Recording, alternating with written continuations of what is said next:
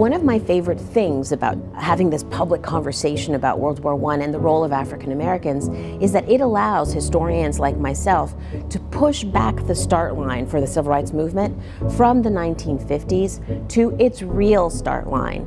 So when Reconstruction ends, that is when we see African Americans really roll up their sleeves and decide which of these fights are we going to take on.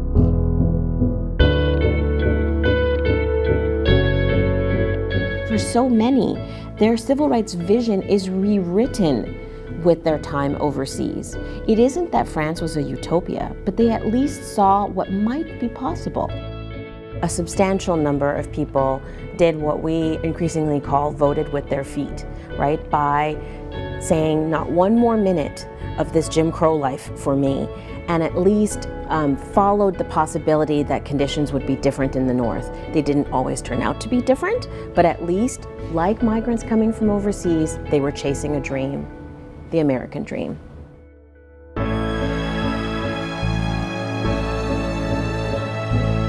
Here in Minnesota, the African American population was pretty small at the time, around World War I, anywhere from around 8,000 to 10,000. So Minnesota, particularly the Twin Cities, really saw a trickle of African Americans during the Great Migration.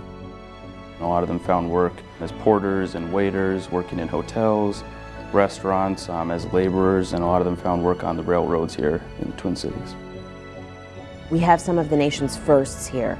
First urban architect, advancements in law, and the fact that we see this through the 20th century, I think, speaks a lot about possibilities in Minnesota.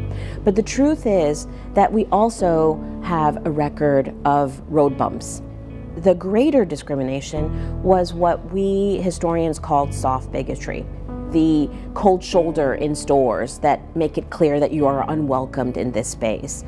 Restaurants that maybe serve you absolutely last or place you by the exit near the garbage.